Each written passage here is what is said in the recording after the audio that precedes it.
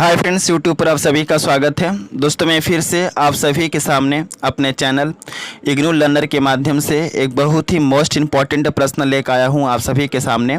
और यह प्रश्न जो है बीपीएससी 133 से रिलेटेड है। और मैं आपके सामने जो प्रश्न बताने वाला हूं, यह प्रश्न एग्ज़ाम के लिए काफ़ी ज़्यादा इम्पोर्टेंट है, क्योंकि अब तक जितने भी प्रीवियस ईयर में इस सब्जेक्ट की परीक्षाएँ हुई हैं, उन सभी परीक्षाओं में जो है यह प्रश्न आ चुका है। और इस बार भी एग्ज़ाम में इस प्रश्न के आने की संभावनाएं 100 में 110% है। सो आप सभी से हम्बल रिक्वेस्ट है कि आप एग्ज़ाम में जाने से पहले एक दफ़ा इस प्रश्न का आंसर आप जरूर पढ़ के जाइए। ओके, सो स्टार्ट करते हैं। और स्टार्ट करने से पहले आप सभी से एक रिक्वेस्ट है कि जो भी न्यू व्यूवर्स जो कि मेरे चैनल पर पहली बार आए हैं, आप इस चैनल को सब्सक्राइब कर लीजिए, क्योंकि इस चैनल पर आपको इग्नू से रिलेटेड आपके सब्जेक्ट के इंपॉर्टेंट क्वेश्चन सबसे पहले वीडियो के माध्यम से प्रोवाइड की जाती है। और साथ ही साथ जो क्वेश्चन आंसर का जो PDF होता है आपको टेलीग्राम चैनल पर मिलती है। तो बेहतर ये होगा कि आप इस चैनल से जुड़े, क्योंकि इन फ्यूचर जो है काफ़ी ज़्यादा हेल्प मिलने वाला है। तो प्रश्न एग्ज़ाम में आता है कि द्विदलीय शासन व्यवस्था क्या है, और इस शासन व्यवस्था के प्रमुख गुणों का विस्तृत वर्णन कीजिए। ओके, मैं फिर से आप सभी को बता दूं कि यह प्रश्न काफ़ी ज़्यादा इम्पोर्टेंट है। और अगर आपको विश्वास नहीं होता है तो आप प्रीवियस ईयर का क्वेश्चन पेपर को उठाइए, उसमें यह प्रश्न जो है आपको देखने को मिलेगा। सो स्टार्ट करते हैं। सबसे पहले हम जानेंगे कि द्विदलीय शासन व्यवस्था होता क्या है। तो सबसे पहले आपको हेडिंग देना है, और हेडिंग के तौर पर लिखना है द्विदलीय शासन व्यवस्था। ओके, इस हेडिंग के अंतर्गत आपको लिखना है कि द्विदलीय शासन व्यवस्था एक ऐसी शासन व्यवस्था है जिसमें दो दल मुख्य रूप से प्रधान होते हैं। इस दल की सबसे प्रमुख विशेषता यह है कि इन दोनों दलों में एक दल शासन करता है तो दूसरा दल जो है पहले दल के विपक्ष यानी विरोधी बना रहता है। क्या कहा मैंने? द्विदलीय शासन व्यवस्था जो होता है एक ऐसी शासन व्यवस्था है जिसमें दो दल मुख्य रूप से क्या होते हैं? प्रधान होते हैं। इस दल की सबसे प्रमुख विशेषता यह है कि इन दोनों दलों में एक दल शासन करता है तो दूसरा दल पहले दल का विपक्ष यानी कि विरोधी बना रहता है। इस तरह के शासन व्यवस्था में सत्ता का जो हस्तांतरण है हमेशा इन्हीं दोनों दलों के मध्य होता रहता है।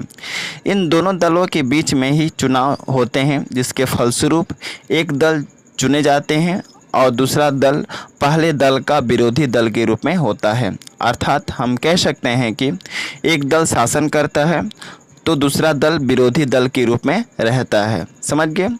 इसके बाद आपको लिखना है कि द्विदलीय शासन व्यवस्था में इन दोनों दलों के अलावा कोई तीसरा दल, पार्टी भी आ सकता है, लेकिन उस तीसरे दल का इस शासन प्रणाली में कोई महत्व नहीं होता है। क्या कहा मैंने? द्विदलीय शासन व्यवस्था जो होता है यह मुख्य रूप से दो दलों के बीच में होता है, दो पार्टियों के बीच में होता है। और अगर तीसरा पार्टी अगर इसमें शामिल होना चाहे तो आ सकता है, लेकिन उस तीसरे पार्टी का इन द्विदलीय शासन व्यवस्था में कोई महत्व नहीं होता है। और इस तरह का जो शासन व्यवस्था है मुख्य रूप से हम अमेरिका और ब्रिटेन जैसे देशों में जो है इस तरह के शासन प्रणाली को हम देख सकते हैं। तो यह रहा द्विदलीय शासन व्यवस्था। ओके, अब हम इसके क्या क्या गुण हैं वह उसके बारे में हम पढ़ेंगे।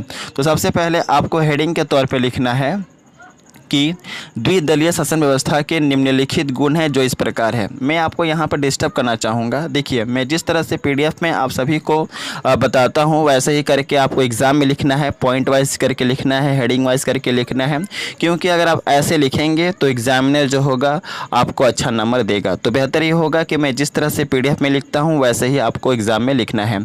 तो हेडिंग क्या देंगे कि द्विदलीय शासन व्यवस्था के निम्नलिखित गुण होते हैं जो इस प्रकार है।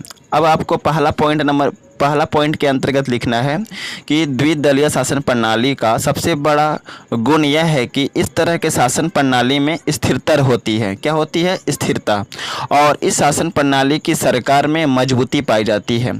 तो सबसे बड़ा लाभ क्या हुआ द्विदलीय शासन व्यवस्था का, कि इस तरह के शासन प्रणाली का सबसे बड़ा गुण यह है कि इस तरह के शासन प्रणाली में स्थिरता होती है, और इस तरह के शासन प्रणाली में जो सरकार होती है उन सरकारों में मजबूती पाई जाती है।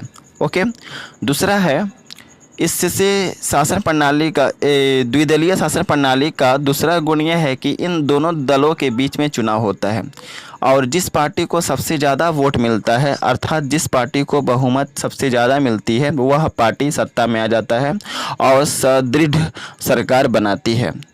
तो यह सबसे प्रमुख जो है गुण है। क्या गुण है कि द्विदलीय शासन व्यवस्था में दो दलों के बीच में क्या होता है, चुनाव होता है, यानी इलेक्शन होता है। और जिस पार्टी को सबसे ज़्यादा वोट मिलता है, अर्थात जिस पार्टी को बहुमत सबसे ज़्यादा मिलती है, वह पार्टी क्या होता है, सत्ता में आ जाता है और सुदृढ़ सरकार बनाती है।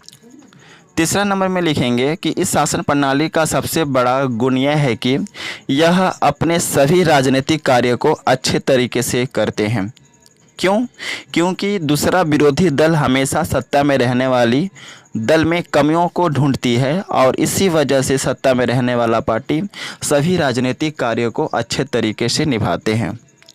फोर्थ नंबर पॉइंट के अंतर्गत आपको लिखना है कि इस शासन प्रणाली का सबसे बड़ा लाभ यह होता है कि इस शासन प्रणाली में सरकार की ओर से नई नई तरह की योजनाएं आती रहती है और यह योजनाएं निरंतर आती रहती है, जिससे देश में रहने वाले सभी नागरिकों को लाभान्वित होते हैं। यानी सभी नागरिक जो होते हैं, जो देश में रहते हैं, वे सभी नागरिक जो है लाभान्वित होते हैं। किससे?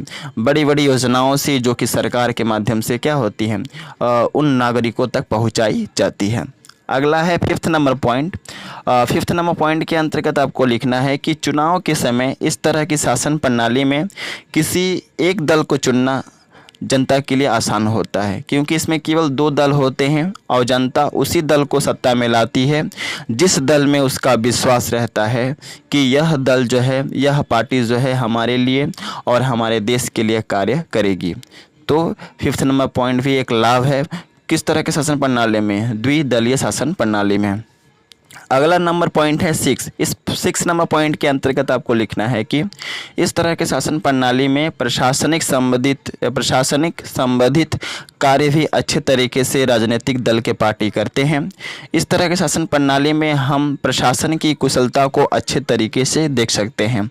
क्या लिखेंगे 6 नंबर पॉइंट में कि इस तरह के शासन प्रणाली में प्रशासनिक संबंधित कार्य भी अच्छे तरीके से राजनीतिक दल के पार्टी करते हैं, जो कि बहुमत वोटों से क्या होते हैं, जीते हुए रहते हैं। तो वे अपने राजनीतिक कार्यों को अच्छे तरीके से करते हैं और साथ ही साथ इस तरह के शासन प्रणाली में हम प्रशासन की कुशलता को भी बहुत ही बारीकी से, सुंदर ढंग से देख सकते हैं।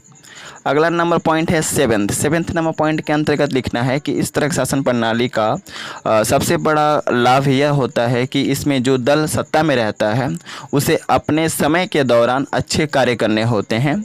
और ऐसा इसलिए क्योंकि अगर ये अच्छे कार्य नहीं करेंगे तो आने वाले चुनाव में लोग इन्हें नहीं जिताएंगे और इसी हार से बचने के लिए सत्ता में रहने वाला पार्टी जो दल होता है देश के लिए और नागरिकों के हितों को ध्यान में रखकर जो है कार्य करता है। तो यह रहा द्विदलीय शासन व्यवस्था और इस शासन व्यवस्था के कौन कौन से गुण हैं। काफ़ी ज़्यादा इंपॉर्टेंट क्वेश्चन है और बार बार जो है परीक्षाओं में पूछा जाता है। और एक चीज़ मैं आपको यहाँ पर कहना चाहूँगा कि अगर आपको इसका PDF चाहिए तो आप टेलीग्राम चैनल से जुड़ सकते हैं। वीडियो के डिस्क्रिप्शन में टेलीग्राम चैनल का लिंक है, उस लिंक पर क्लिक करके टेलीग्राम चैनल से जुड़ जाइए। और इसके रिगार्डिंग बहुत सारे वीडियोज़ जो हैं चैनल पर अपलोड है, वे सारे वीडियो को अगर आप देख लेते हैं तो आई थिंक आप अपने इस सब्जेक्ट में अच्छा स्कोर कर पाएंगे। सो मिलते हैं इसी तरह के मोस्ट इंपोर्टेंट क्वेश्चन के साथ। So best of luck for all of you for exam and thanks for watching my video. जय हिंद, वंदे मातरम।